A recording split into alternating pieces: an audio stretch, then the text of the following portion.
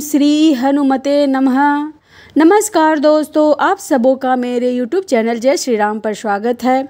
आज मंगलवार को सुनिए हनुमान जी की कथा। एक नगर में एक वृद्धा रहती थी। उसका एक ही पुत्र था। उस वृद्धा महिला की हनुमान जी पर बहुत गहरी आस्था थी। वह हर मंगलवार को व्रत रखती थी और हनुमान जी की पूजा और आराधना करती थी। एक दिन हनुमान जी ने अपनी भक्तिनी महिला की परीक्षा लेने का विचार किया और हनुमान जी साधु का भेष धारण करके वृद्धा के घर गए और पुकारने लगे कि कोई है हनुमान भक्त जो हमारी इच्छा पूर्ण करे। तब आवाज उस वृद्धा के कान में पड़ी। पुकार सुनकर वृद्धा जल्दी से बाहर आई और साधु को प्रणाम कर बोली कि आज्ञा महाराज। हनुमान भेषधारी साधु बोले, मैं भूखा हूँ, भोजन करूँगा, तुम थोड़ी सी जमीन लीप दो। वृद्धा दुविधा में पड़ गई।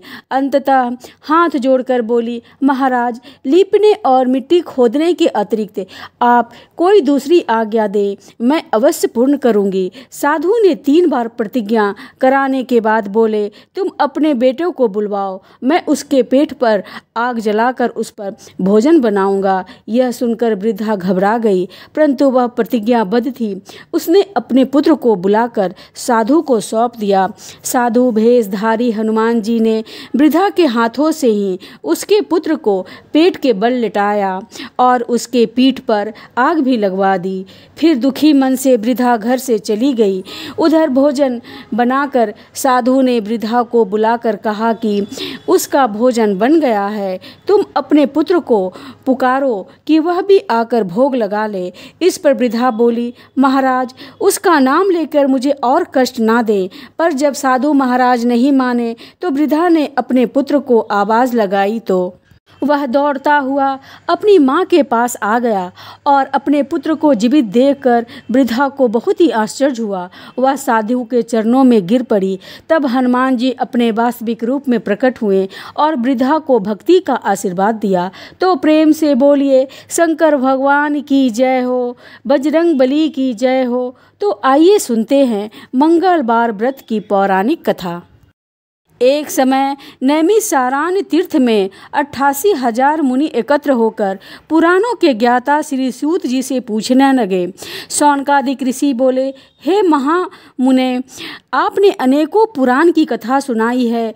आप कृपा करके ऐसा व्रत और कथा बतावे जिसके करने से संतान की प्राप्ति हो तथा मनुष्य को रोग, शोक, अग्नि, सर्प आदि का भय न हो, क्योंकि कलयुग में जीवों की आयु कम है। फिर इस पर भी उन्हें रोग आदि घेरे रहेंगे तो श्री हरि का ध्यान कैसे कर सकते हैं। श्री सूत जी बोले, हे मुनियों, तुमने बहुत ही सुंदर कथा पूछी है। श्री भगवान कृष्ण और युधिष्ठिर का संवाद तुम्हारे सामने कहता हूँ, ध्यान पूर्वक सुनो। एक समय की बात है, पांडवों की सभा में श्री कृष्ण जी बैठे हुए थे। युधिष्ठिर ने भगवान श्री कृष्ण से प्रश्न किया, हे भगवान नंदन नंद गोविंद, आपने मेरे लिए अनेकों कथाएं सुनाई है। कृपा करके कोई ऐसा व्रत या कथा बतावे जिसके करने से मनुष्य को पुत्र की प्राप्ति हो। प्रभु, बिना पुत्र का जीवन व्यर्थ है और बिना पुत्र नरक्यामी होता है तथा पितृऋण से छुटकारा नहीं मिल सकता है और ना ही पुण्य नामक नरक से उद्धार हो सकता है। अतः पुत्रदायक व्रत बतावे। श्री कृष्ण भगवान बोले, हे राजन, मैं एक प्राचीन इतिहास सुनाता हूँ, ध्यान देकर सुनो। कुंदनपुर नामक एक नगर था। उसमें नंदा नामक एक ब्राह्मण रहता था। भगवान की कृपा से सब कुछ था, फिर भी वह दुखी था। इसका एकमात्र कारण था कि ब्राह्मण की स्त्री सुनंदा के कोई संतान नहीं थी। ब्राह्मण की स्त्री सुनंदा पतिव्रता थी, भक्तिपूर्वक हनुमान जी की आराधना करती थी। मंगलवार के दिन व्रत के अंत में भोजन बनाकर हनुमान जी का भोग लगाने के बाद ही स्वयं भोजन करती थी। एक दिन मंगलवार के दिन ब्राह्मणी कार्य की अधिकता से हनुमान जी का भोग न लगा सकी तो ब्राह्मणी को बहुत दुख हुआ। उसने कुछ भी नहीं खाया पिया और अपने मन में प्रण करके सो गई कि अब तो अगले मंगलवार को ही महावीर जी का भोग लगाकर अन्न जल ग्रहण करूंगी। ब्राह्मणी रोज भोजन बनाती थी, परंतु स्वयं भोजन नहीं करती थी और मन ही मन से श्री हनुमान जी की आराधना करती रहती थी। इसी प्रकार 6 दिन व्यतीत हो गए।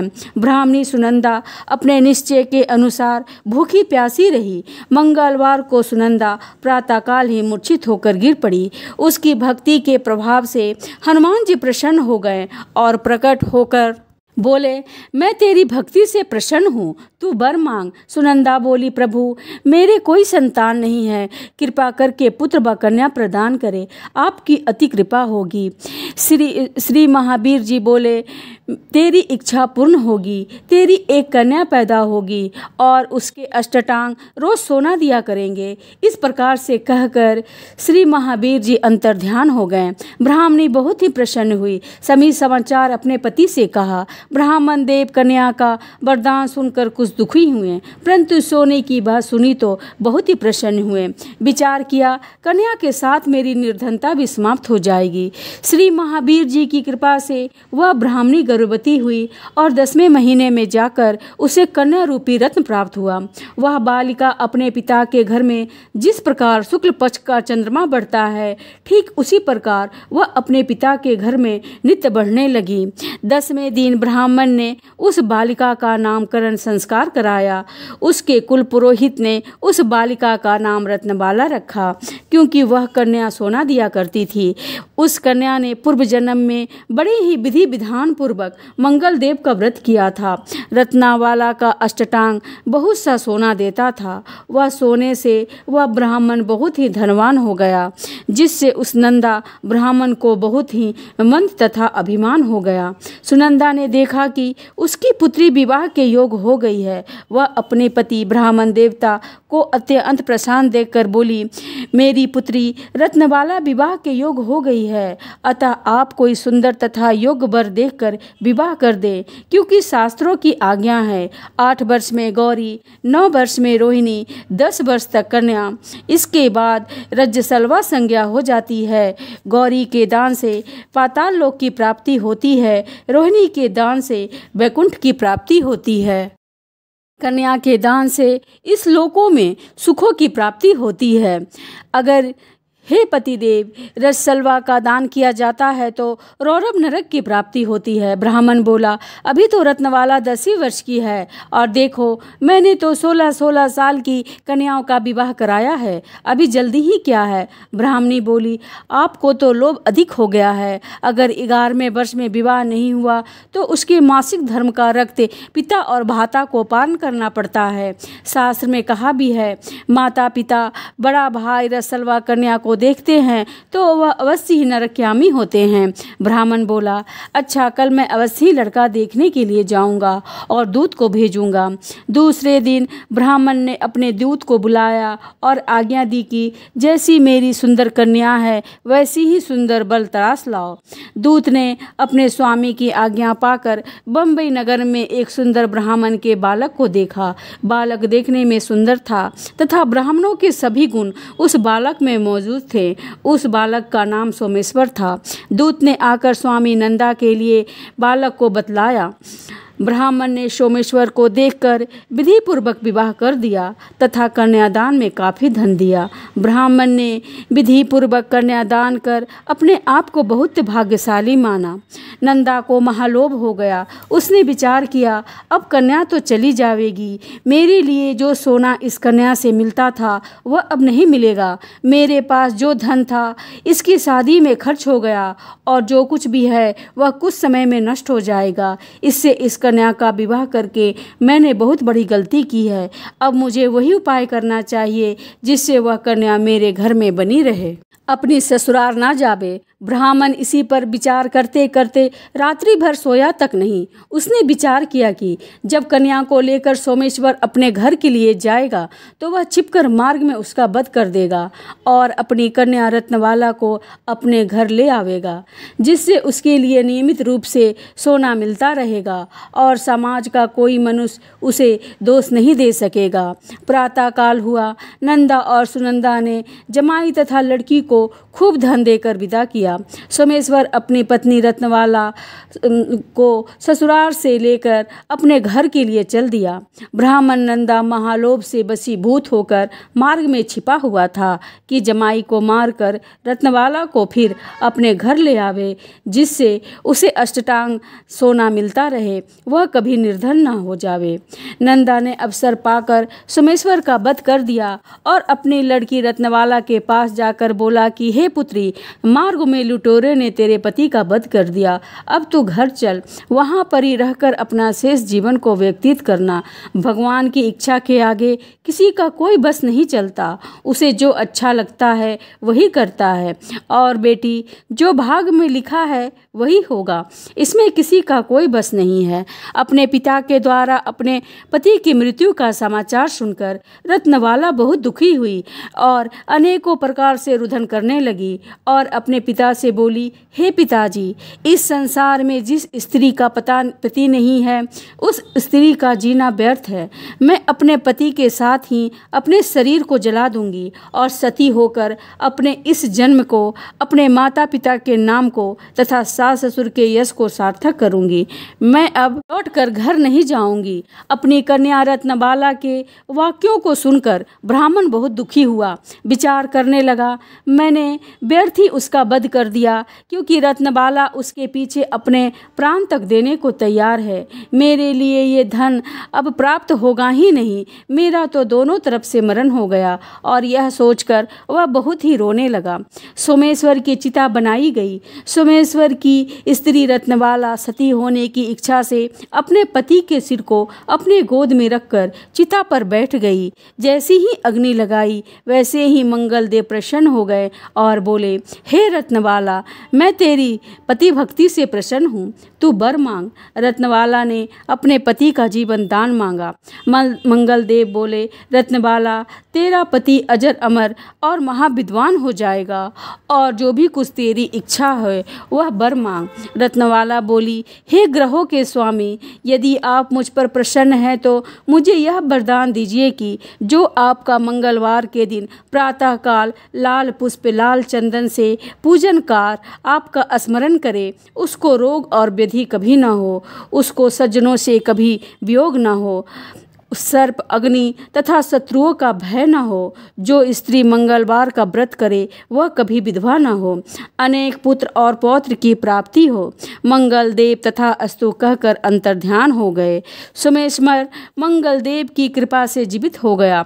रत्नबाला अपने पति को प्राप्त कर बहुत ही प्रसन्न हुई और मंगलवार का व्रत प्रत्येक मंगलवार को कर व्रतराज और मंगलदेव की कृपा से इस लोक में नाना प्रकार के सुख भोग कर अंत में पति के साथ स्वर्गलोक को चली गई। ये अब सुनते हैं श्री राम नाम की महिमा। लंकापति रावण के वध के बाद जब अयोध्यापति श्री राम जी की कृति दूर दूर तक फैल रही थी और वह मर्यादा पुरुषोत्तम कहलाने लगे थे, तब एक दिन महादेव शिव जी की इच्छा मर्यादा पुरुषोत्तम श्री राम जी से मिलने की हुई। पार्वती जी को संग लेकर महादेव जी कैलाश पर्वत से उतरकर अयोध्या नगरी के रास्ते पर चल पड़े। भगवान शिव और माता पार्वती को अयोध्या आया हुआ देख करके श्री राम बहुत ही खुश हुए। माता जानकी ने उनका उचित स्वागत किया और स्वयं भोजन बनाने के लिए रसोई में चली गई। इसी बीच भगवान शिव ने श्री राम जी से पूछा कि आपके सेवक हनुमान जी दिखाई नहीं पड़ रहे हैं। तब श्री राम बोले, वे बगीचे में हैं। शिव जी ने श्री राम जी से बगीचे में जाने की अनुमति मांगी और पार्वती जी का हाथ थामकर बगीचे में आ गए। बगीचे की खूबसूरती देखकर उनका मन मोहित हो गया। आम के एक घने वृक्ष के नीचे हनुमान जी दिन दुनिया से बेखबर गहरी नींद में सोए हुए थे और एक लय में खर्राटे में राम नाम की ध्वनि उठ रही थी।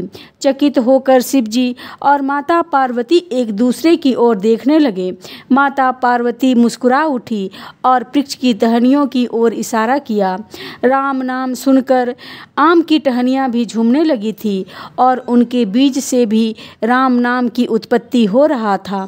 फिर शिवजी भी इस राम नाम की ध्वनि में मस्त मगन होकर खुद भी राम राम कहकर नाचने लगे।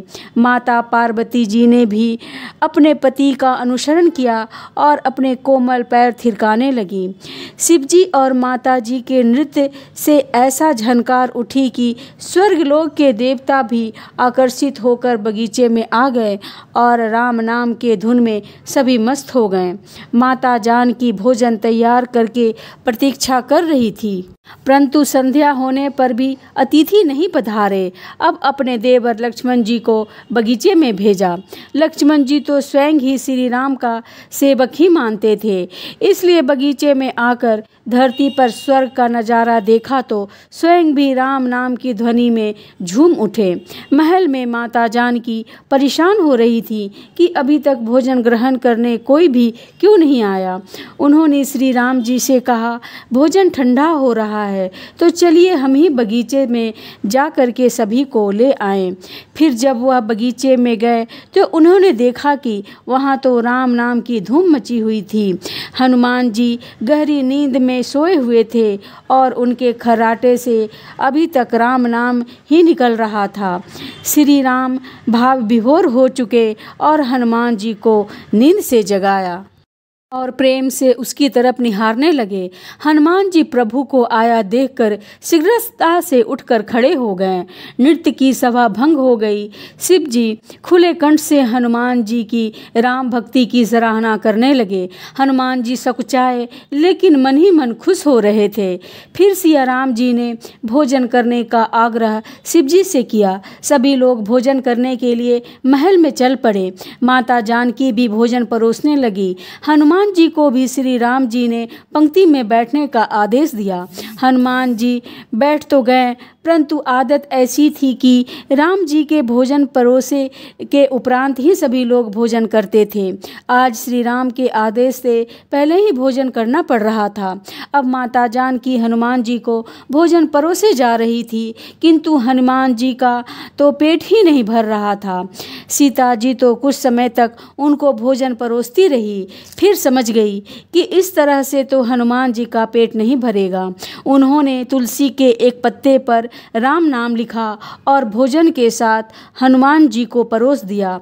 तुलसी पत्र खाते ही हनुमान जी को संतुष्टि मिली और वह भोजन खाकर उठ खड़े हो गए। भगवान शिव शंकर भी प्रसन्न होकर हनुमान जी को आशीर्वाद दिया कि आपकी राम भक्ति युगों युगों तक याद की जाएगी और आप संकट मोचन के नाम से जाने जाएंगे। तो प्रेम से बोलिए भगवान शंकर की जय हो, बजरंग बली की जय हो। तो दोस्तों, आपको कथा अच्छी लगी हो तो चैनल को सब्सक्राइब अवश्य करें, वीडियो को लाइक एवं ज़्यादा से ज़्यादा शेयर करें और कमेंट में जय श्री राम अवश्य लिखें।